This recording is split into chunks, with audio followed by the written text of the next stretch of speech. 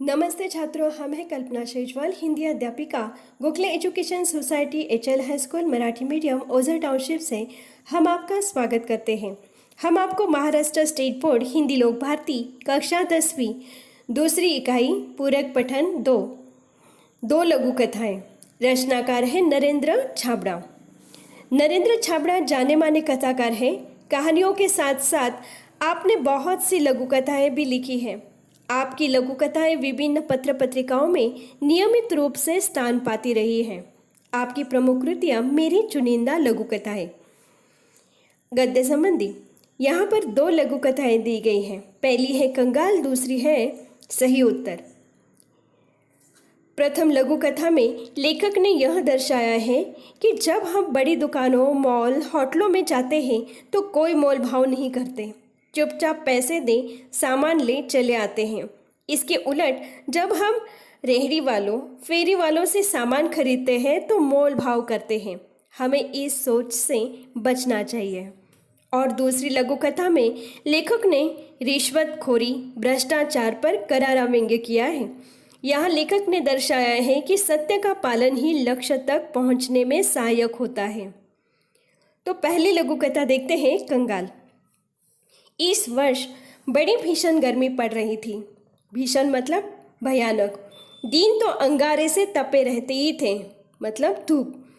रातों में भी लू और उमस से चैन नहीं मिलता था।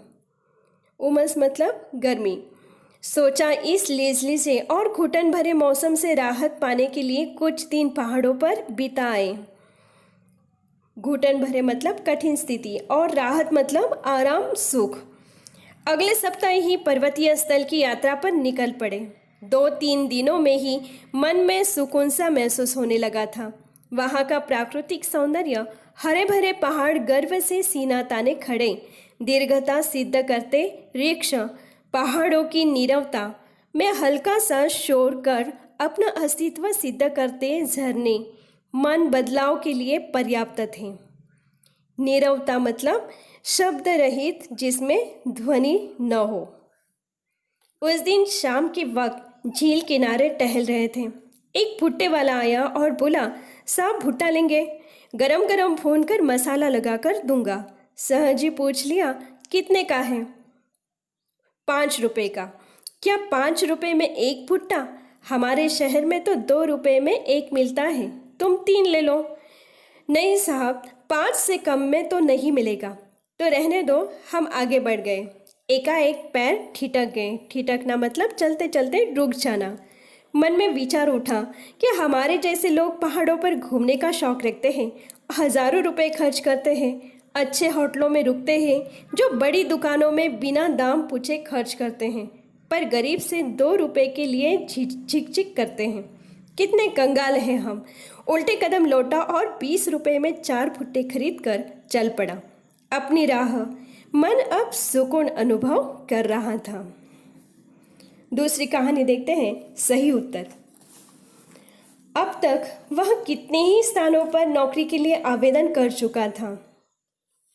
मतलब कई जगह पर उसने नौकरी के लिए अपने सर्टिफिकेट्स दिए थे और साक्षात्कार दे चुका था। साक्षात्कार मतलब इंटरव्यू।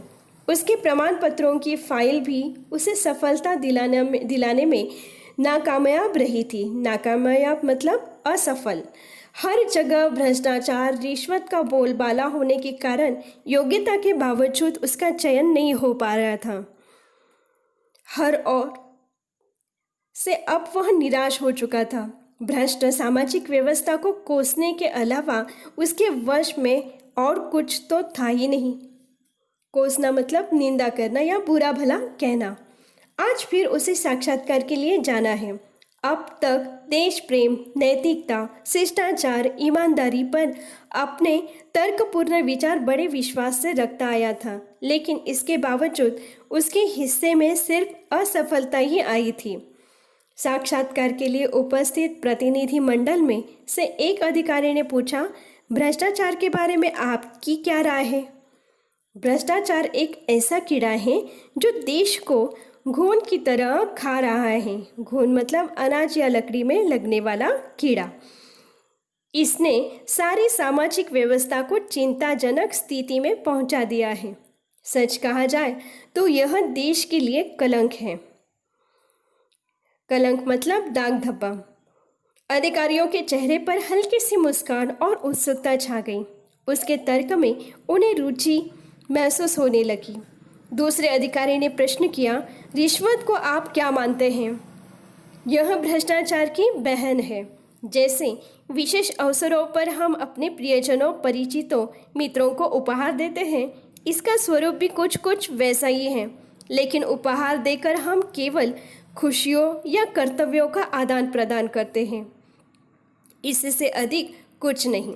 जबकि रिश्वत देने से रुके हुए कार्य, दबी हुई फाइलें, टलती हुई पदोन्नति, रोकी हुई गई नौकरी आदि में इसके कारण सफलता हासिल की जा सकती है, तब भी यह समाज के माथे पर कलंक है। इसका समर्थन कतई नहीं किया जा सकता।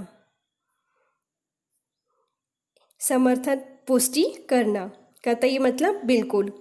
ऐसी मेरी धारणा है, कहकर वह तेजी से बाहर निकल आया। जानता था कि यह भी चयन नहीं होगा, पर भीतर बैठे अधिकारियों ने गंभीरता से विचार विमर्श करने के बाद युवक के सही उत्तर के दाद देते हुए उसका चयन कर लिया। आज वह समझा कि सत्य कुछ समय के लिए निराश हो सकता है, पर आज तक नहीं। मेरी चुनिंदा लघु कथाएं, इनमें से ये जो 2 लघु कथाएं आपको पढ़ने के लिए दी गई थी। अब स्वाध्याय देखते हैं।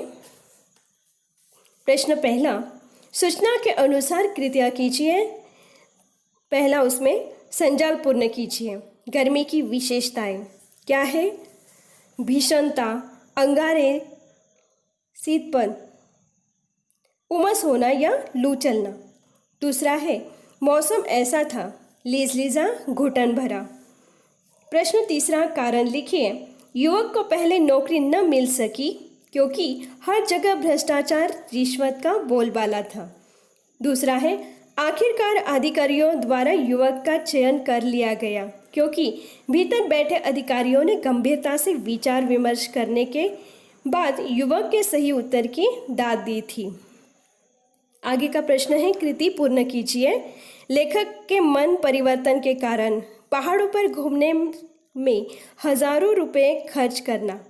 दूसरा, अच्छे होटलों में रुकना। तीसरा, बड़ी दुकानों में दाम पूछे बिना खर्च करना। और चौथा, गरीब से 2 रुपए के लिए झिकझिकाना।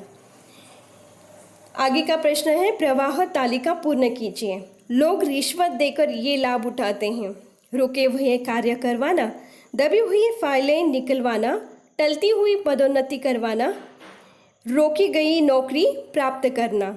अभिव्यक्ति है भ्रष्टाचार एक कलंक विषय पर अपने विचार लिखिए। आप अपने भ्रष्टाचार के संबंधी कैसे विचार हैं वो आप उसमें लिख सकते हैं। धन्यवाद।